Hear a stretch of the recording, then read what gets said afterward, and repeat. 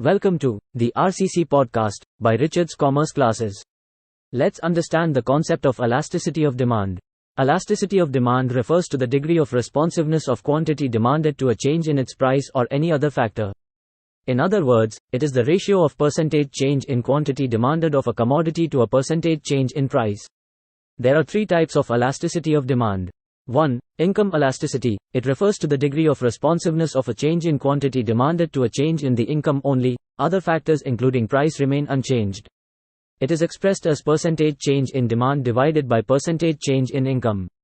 2. Cross elasticity. It refers to a change in quantity demanded of one commodity due to a change in the price of other commodity.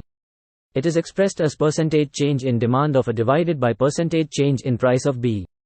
And 3. Price elasticity. Price elasticity of demand is a ratio of proportionate change in the quantity demanded of a commodity to a given proportionate change in its price only. It is expressed as percentage change in quantity divided by percentage change in price. Let us move on to types of price elasticity of demand.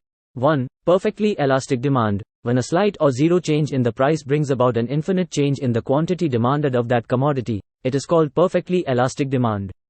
ED is infinite. 2. Perfectly inelastic demand. When a percentage change in price has no effect on the quantity demanded of a commodity, it is called perfectly inelastic demand.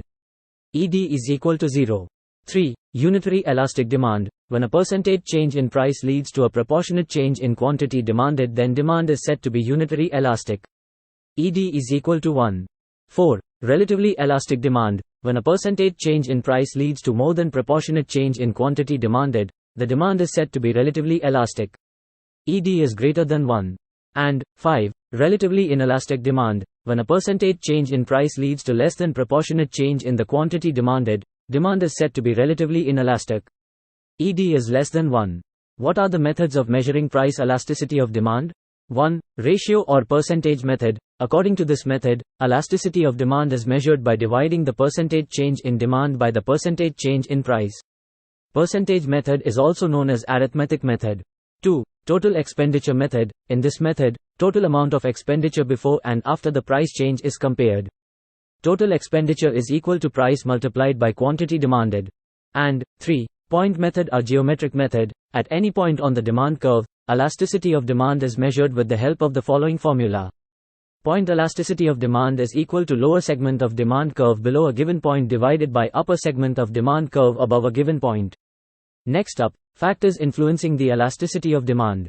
Elasticity of demand depends upon several factors which are as follows. Point 1. Nature of commodity. Point 2. Availability of substitutes. Point 3. Number of uses.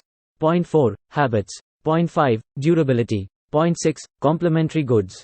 Point 7. Income of the consumer. Point 8. Urgency of needs. Point 9. Time period. And point 10. Proportion of expenditure. Moving on to the last part, that is, importance of elasticity of demand. The concept of elasticity of demand is of great importance to producers, farmers, workers and the government.